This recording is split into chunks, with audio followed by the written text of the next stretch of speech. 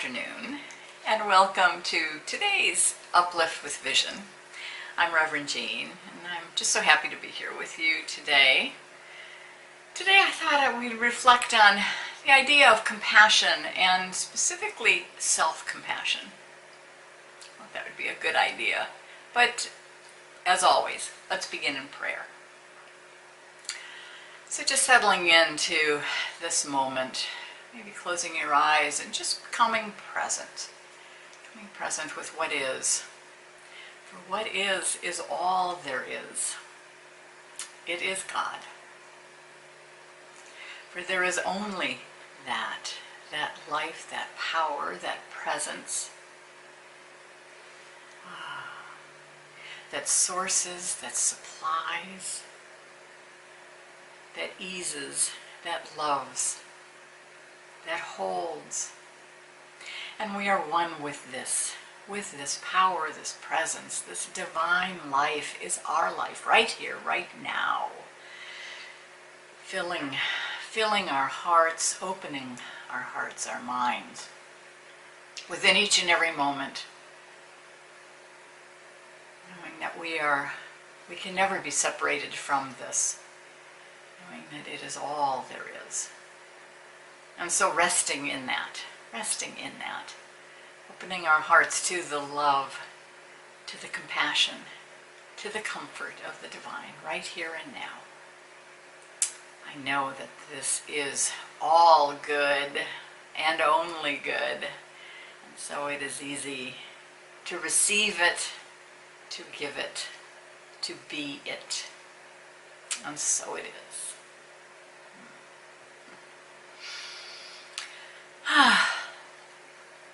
So I've been thinking just how hard things feel sometimes these days.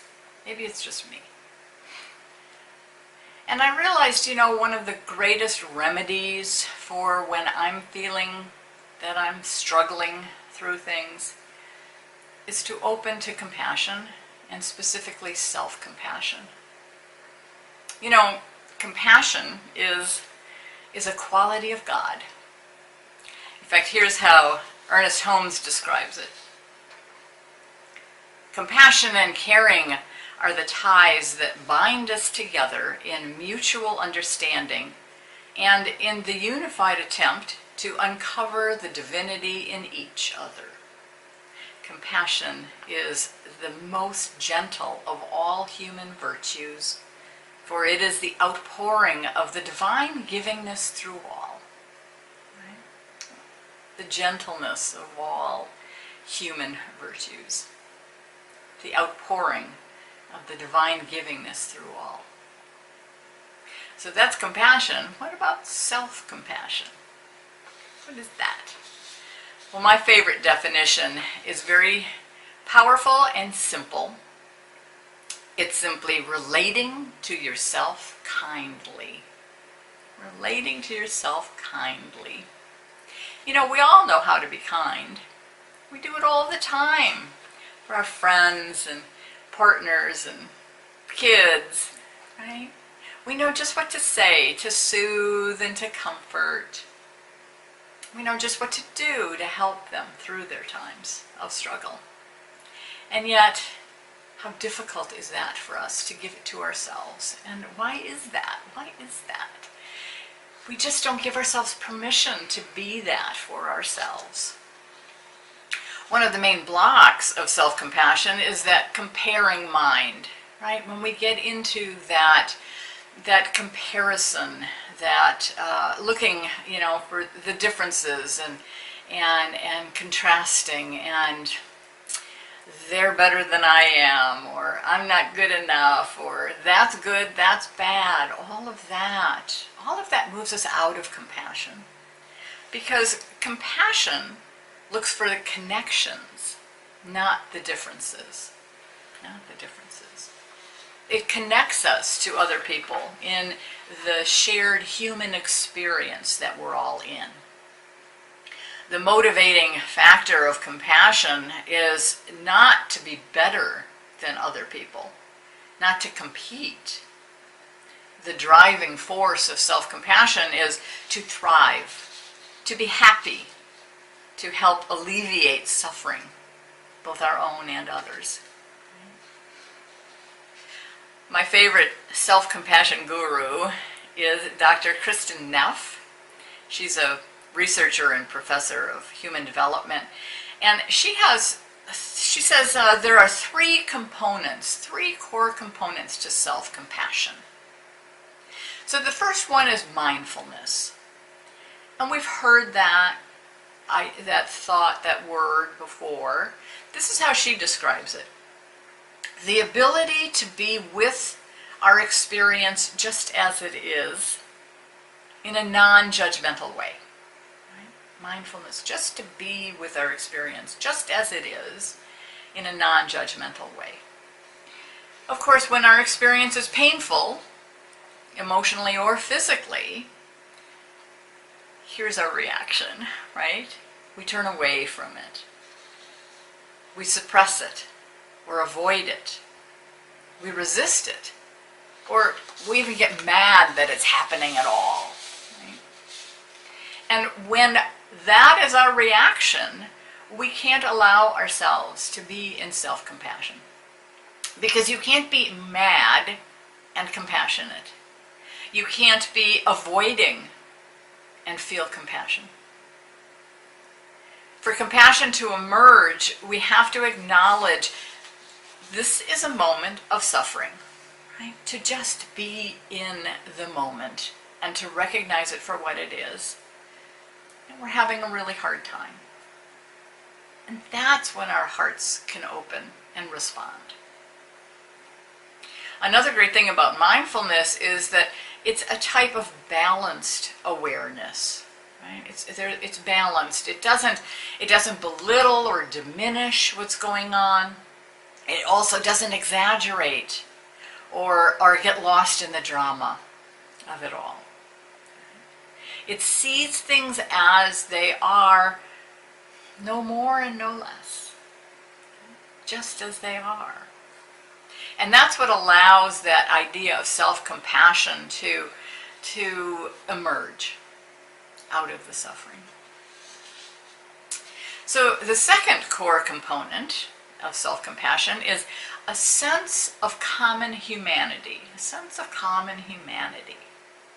Self-compassion recognizes that imperfection is part of the shared human experience. Imperfection is part of who we are and what we are. Typically, we feel very isolated when we're struggling, when we're feeling imperfect, or when things aren't going our way, when things are going wrong. I have to laugh when I catch myself thinking, wait a minute, this wasn't the plan I signed up for. I signed up for the plan of everything moves swimmingly all of my life until the day I die. Right? That's the plan I want. And we know that's not the plan that life has, right? There are dips and valleys and illnesses and heartbreaks and just failures, all of it, right? And so when our reaction is, hey, wait, I want my money back, it's not reality. We can't. We didn't sign up for that. So ironically, we don't have that reaction when we're helping other people. When we're feeling compassion for other people, we don't see that. We can feel the largeness of the plan. We can feel our connection and often think, there for the grace of God go I. Right? We open our hearts to walk with them through it. There's no need. So it's recognizing that imperfection is part of the human experience. So there's no need to feel pity or sorry for ourselves when we suffer. We really aren't victims. We're all in the same boat. This is part of the plan that we signed up for. Remembering that. That's that component. And then the third core component of self-compassion is self-kindness. Self-kindness. Just being kind to ourselves. Being a good friend. We often say such cruel and just really mean things to ourselves. That little tape that goes around of judging and critiquing, and you know the one I'm talking about. And we would never say that to a friend, right? We would never say some of those things that we say to ourselves to a friend. So let's turn it, let's be friends to ourselves so that that voice is softer and sweeter and kinder. You know, to be kind and supportive of ourselves, to be a good friend. And another piece of that self-kindness component is finding ways to actively soothe and comfort ourselves, especially when we're in distress. And one way is really just physically. Even the simplest thing, putting our hand on our heart, can bring us into that state of, it's okay. Kindness, openness, right? Or giving ourselves that little secret hug. Nobody else has to notice, but we're saying to ourselves, be kind to myself. You know, it's the same kind of idea when you pet your dog and your cat, you watch them react, or, you know, just relax. And our bodies do that same thing. Even when our minds are racing, our body will read soothing, calm. So use those. So those are the three components for self-compassion.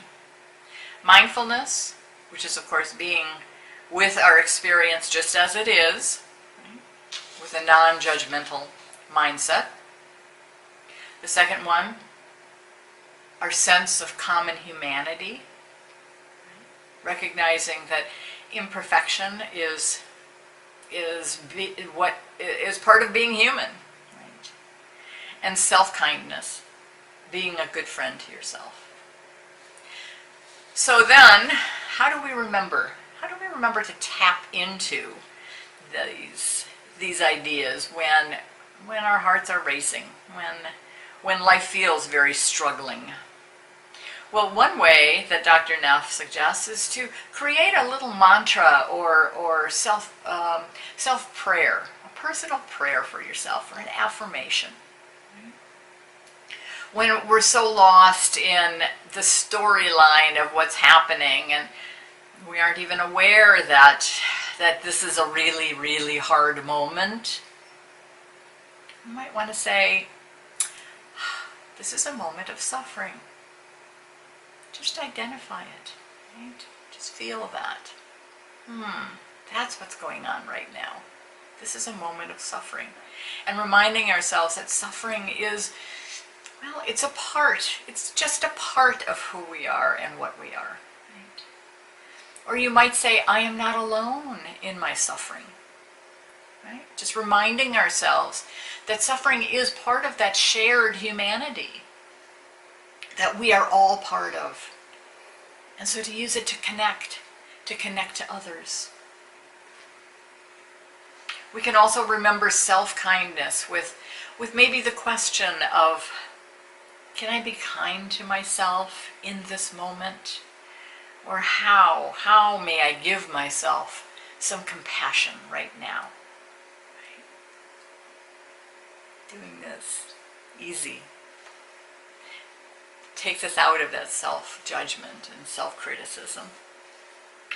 She suggests coming up with a variation of words that mean something to you, that really resonate with you, so that it's kind of a mantra or a centering prayer. For me, I often will recite Psalm 46, a part of it.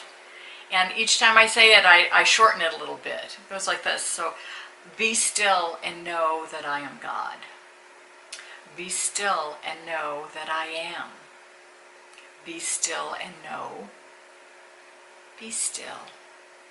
Be And by the time I get to B, I am settled. Another good one is all is well, for all is God. Right? So find your centering affirmation. Other ways to remind ourselves to tap into self-compassion is, put up little stickers around your house just to remind yourself. Be compassionate. Be sweet. Be kind. Yes. Reading books about self-compassion so that we're thinking about it more through the day. Some people have little bracelets that maybe they move from hand to hand when they're finding themselves in need of a little added support. Or see if there's a picture or an image that really kind of taps your sense of compassion, and put it on your computer desktop. Maybe there's a song or a type of music that connects you to your heart. Or a poem or quote that acts as kind of a touchstone for you. Surround yourself with these things. They're great ways to remind yourself to come into compassion for yourself. We have all the skills for compassion. It's just a matter of remembering them and allowing ourselves to use them for ourselves and not just for everyone else. Because as we grow in compassion for ourselves, we grow our compassion for others. That's how it works. So let's ground all of this in prayer. Again, I just invite you to go within and just close your eyes. Just so grateful for this time, for this chance to connect, to come into our heart of compassion. The heart that beats so strongly within our core. Ties that bind us one to another, the ties of care and of love. I'm just so grateful to be able to share this, to uplift us each through this time, as we embrace all of life, just as it is, and just as it is not. It is all good, for it is all God, and all is well. And so it is. So, I hope you've enjoyed this little reflection on compassion. Thanks again for letting me come to you today, for joining in. And don't forget to tune in tomorrow for another Uplift. I hope you have a wonderful rest of the day. Take care. Namaste.